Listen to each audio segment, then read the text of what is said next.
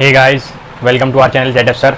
तो अब हम पढ़ने वाले हैं क्लास 8 का part 2 chapter number 1 rational numbers. तो हमने कुछ इम्पॉर्टेंट टॉपिक्स कवर किए थे रेशनल नंबर के बारे में, कुछ इंपॉर्टेंट नोट्स। तो उसे अब हम फर्दर नेक्स्ट करेंगे कि रेशनल नंबर पॉजिटिव कौन से होते हैं और नेगेटिव कौन से होते हैं। लेकिन उससे पहले अगर आप चैनल पर नए हैं तो चैनल को सब्सक्राइब कर लीजिए और बेल नोटिफिकेशन को भी ज़रूर ऑन कर लीजिए ताकि आपको सबसे पहले वीडियोज़ की नोटिफिकेशन मिल सकें।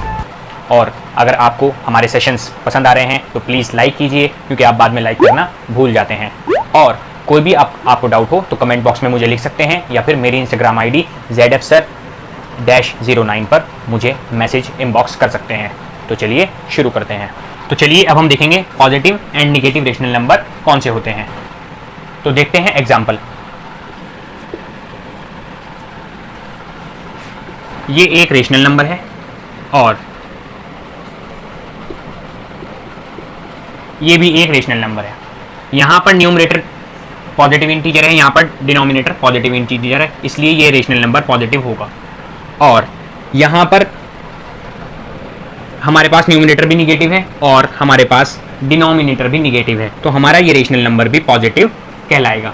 तो कोई भी रेशनल नंबर पॉजिटिव कब होगा? जब उसके न्यूमरेटर और डिनोमिनेटर दोनों पॉजिटिव होंगे या उसके न्यूमरेटर और डिनोमिनेटर दोनों निगेटिव होंगे, तो भी रेशनल नंबर पॉजिटिव होगा। आगे बढ़ते हैं। निगेटिव रेशनल नंबर कब होगा? जब किसी रेशनल नंबर का सिर्फ ओनली या तो निगेटिव न्यूमरेटर हो या फिर डिनोमिनेटर निगेटिव हो। यहां पर यह सिचुएशन क्या है? यहां पर इन दोनों में से न्यूमरेटर निगेटिव है और यहां पर इन दोनों में से हमारा डिनोमिनेटर निगेटिव है, तो ये दोनों क्या हैं? नेगेटिव रेशनल नंबर हैं। आई होप आपको समझ में आ गया होगा। तो बच्चों, अब हम निकालना सीखेंगे इक्विवेलेंट रेशनल नंबर्स। किसी भी रेशनल नंबर से हम उसके इक्विवेलेंट रेशनल नंबर निकाल सकते हैं इस फॉर्मूले के अकॉर्डिंग। तो फॉर्मूला क्या है? P/Q इज इक्वल्स टू हो सकता है P multiply by N/Q multiply by N। अब ये N क्या है? N है एनी नॉन जीरो इंटीजर। अगर हम किसी भी रेशनल नंबर के न्यूमरेटर एंड डिनोमिनेटर सेम किसी भी नॉन जीरो इंटीजर से मल्टीप्लाई करते हैं तो हमें उस P/Q रेशनल नंबर का इक्विवेलेंट रेशनल नंबर मिल सकता है। तो चलो एग्जाम्पल से सीखते हैं। हमारे पास एक रेशनल नंबर है -2/5। हमें इस फॉर्मूले के अकॉर्डिंग इक्विवेलेंट रेशनल नंबर्स निकालने हैं। तो चलो इस फॉर्मूले के अकॉर्डिंग मेरे पास P/Q की फॉर्म में कौन है? -2/5। तो मैं P इंटू N करता हूँ। P मेरे पास कौन है? -2 मैंने रखा मल्टीप्लाई बाई N। N क्या है? एनी नॉन जीरो इंटीजर हम मानकर चल सकते हैं। मैं N बराबर क्या मान रहा हूँ? 2 मान रहा हूँ, ठीक है। तो 5 यहाँ से आएगा क्योंकि Q यहाँ पर रखा है, तो इसलिए 5 यहाँ रखा जाएगा।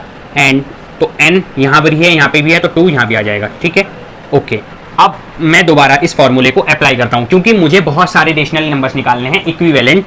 -2/5 के इक्विवेलेंट रेशनल नंबर बहुत सारे निकालने हैं, तो मैं बहुत सारे फॉर्मूले यहाँ पर यही फॉर्मूला बार बार अप्लाई कर सकता हूँ। तो मैं फिलहाल आपके लिए यहाँ पर 3 इक्विवेलेंट रेशनल नंबर निकाल कर दे रहा हूँ। तो मैं भी यहाँ पर ये फॉर्मूला जो है 3 टाइम्स अप्लाई करूँगा। 1 टाइम मैंने कर दिया, तो -2 P दोबारा रखा और इस बार मैंने N की वैल्यू कुछ और ले ली, 3 ले ली, ठीक है। 5 जू का 2 रखेंगे, क्यों? क्योंकि P/Q हमें हमेशा ऐसे ही लेना है, N की वैल्यू हमें बदलते रहनी है। तो 3 यहाँ पर आ जाएगा, यहाँ पर भी 3 आ जाएगा, ठीक है।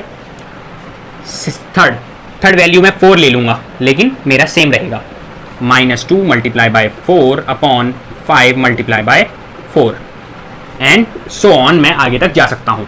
मैं अगर मुझे एक और इक्विवेलेंट रेशनल नंबर चाहिए -2/5 का, तो मैं 5 भी रख सकता हूँ N के जगह पर। तो यहाँ पर देखिए, अब मेरा आंसर क्या बनेगा? 2 2 4 माइनस का साइन, 5 2 10। मेरा एक इक्विवेलेंट रेशनल नंबर -2/5 का क्या आ गया? -4/10, ओके। और दूसरा क्या आ सकता है मेरा रेशनल नंबर? -2 × 3 -6/5 3 15, -2 4 8, 5 4 20।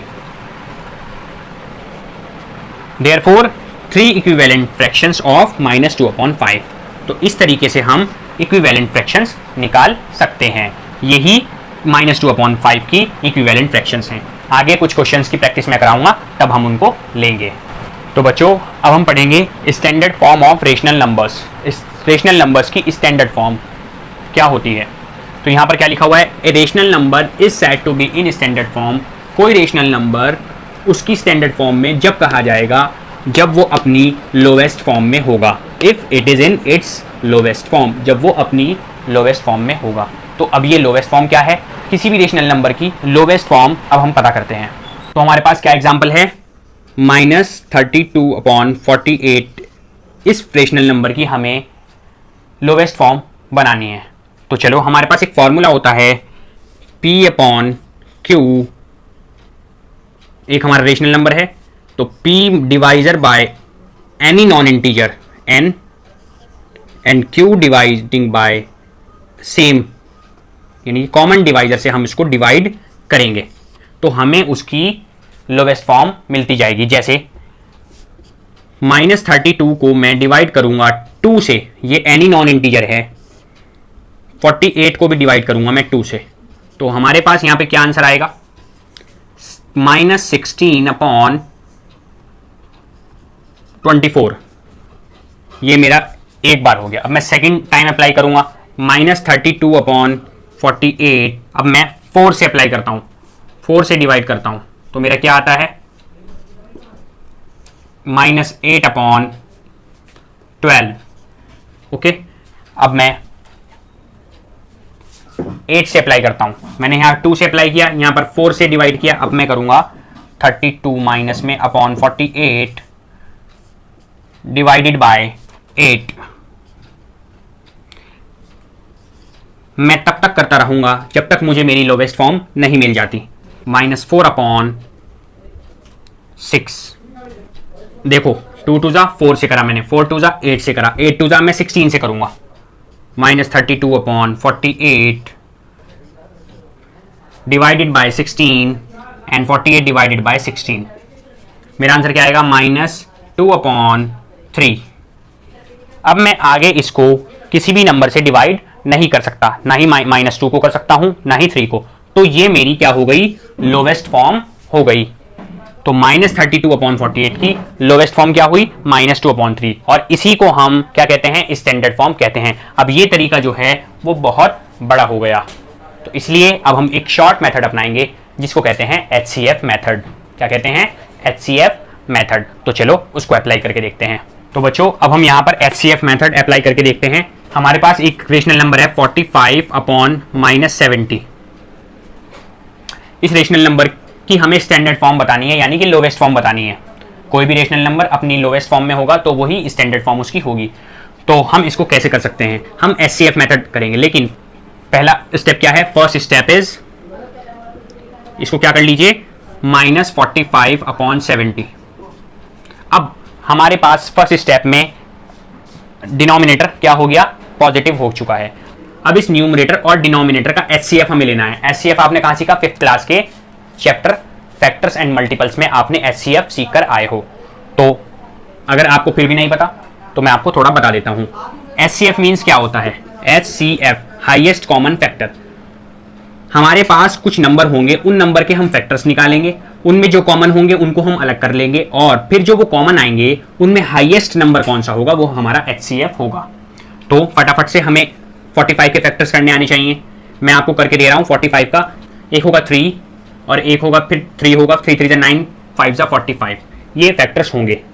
70 के क्या होंगे, 2 7, 2 7 14, 5।